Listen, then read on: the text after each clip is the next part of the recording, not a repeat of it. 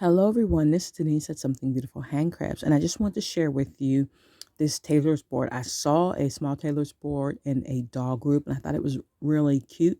I do have a Tailor's ham, and I have a Tailor's sausage, but this was just really cute, and I wanted to try it out.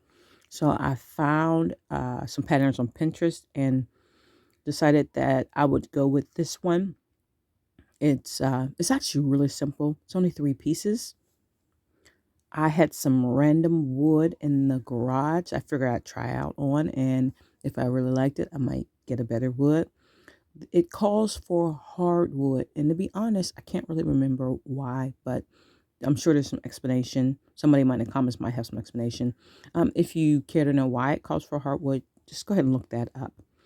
Now, I was really thrilled to use my jigsaw. I haven't used it in some time, so that was a lot of fun. Cutting out the pieces went really well, of course. Then afterwards, a lot of sanding and sanding and sanding because you are going to use this on fabric and you don't want any snags. So sand and sand and sand some more. And then when I put it together, I pre-drilled all of the holes. That's for me is very important. And initially, I just grabbed some wood screws that I had lying around. And I remember I had them lying around because wood screws, for me, they always seem too soft and they seem to strip easily, especially when you're taking them in the hardwood. So I did wind up backing those out and using drywall screws. And you want to try to get it as flush to the board as possible. And here it is. It turned out really cute. I really liked it. And I'm thinking about making some of these. I don't know. At any rate, Nancy's Notions has a great video on how to use this board. But I did do like a tiny little demonstration. So you can watch that now. I had an opportunity last night to use this little Tailor's board, and it is adorable. It's much more convenient than opening even my smallest ironing board, especially because of the space that even the small ironing board takes up. This just conveniently sits right on top of the sewing table, and I have a silicone mat to sit my iron on so it doesn't melt into my cutting mat. Now, I just want to say that if you are going to attempt to make this out of hardwood, it really needs to be hardwood. Make sure that you sink all of the screws into the wood. In this case, I didn't get these quite in, and that's because I use these wood screws and they tend to strip before they get where they're going, even though I did pre-drill the hole. But I will fix that. Normally I use drywall screws and they go all the way down without any problems with stripping across the head. Also, it's really, really, really important that you carefully sand smooth all of the surfaces because all of these surfaces that you see here are used in some fashion on this board. I mean, they're everywhere is used on this board. Maybe except for this part right here, but pretty much everywhere is used. So you want to go ahead and make sure that you sand everything carefully. Now, I can't completely demonstrate how to use this board because I don't have all of these seams and areas that you can use for the board. I recommend watching the video. It's Nancy's Notions. Watch that video on the Tailor's board from Nancy's Notions because she's going to very thoroughly show you all of the ways to use this board. Not only do you use it for general purpose ironing across the top, it makes some really, really sharp lines here. That's really nice and clean. But you can also use it for collars and the princess seams and sleeves. So let me show you how I used it last night. Now, like I said, I used it on this face right here in order to just flat press these areas right here. And this right here is, well, when you have a normal people size one, It's generally about the size of the sole plate of an iron. This one is about 80% the size.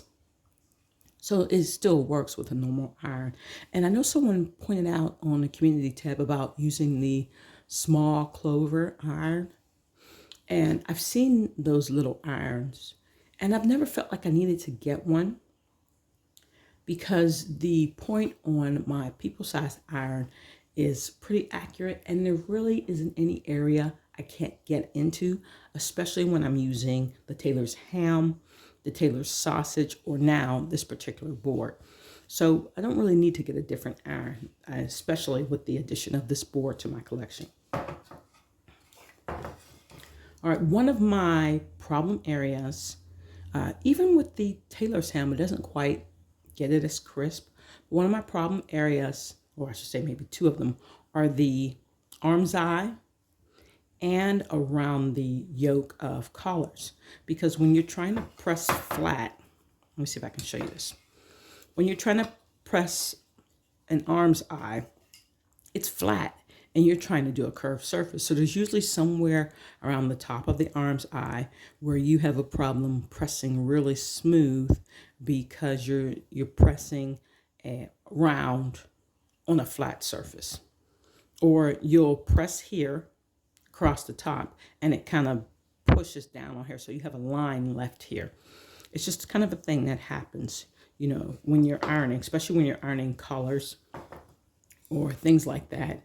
And you're laying things flat to press, right? And you have sleeves you're pressing and you'll press them in this direction. You wind up with that line, then you have to kind of fold them like this and press that line down, but it also creates a line on both sides and you're trying to erase that line. So that's not gonna be a problem anymore. First of all, when I am pressing the yoke, and this was really nice yesterday. Let me turn this way so you can see it. I was able to lay the entire yoke right over top of that. So I'm not going to get any lines in it by when I, what will happen when I would try to press it flat. So it just goes smoothly over that top and I just move it along and get these really nice crisp. That's a really nice crisp line. I still have to press this point. So if you can see the difference between this one pressed crisp and this one not pressed crisp. It's really nice. Same with the arm's eye. And what you do is you just find a surface that matches what you're looking for. Okay. So lay that over top of there. And like I said, every surface is being used. So I'm using that one. If I had a smaller space, this one right here, these ones are really nice for collars. You know what I found was really good for this one was when I did the hem right here. When I lay that across here and do that hem over here. Now this particular one, let's see. Let me show you the sleeves. You can put sleeves in several positions. Sleeves this way, a sleeve, well, maybe this way. Okay, depending on whatever the size of your sleeve opening is.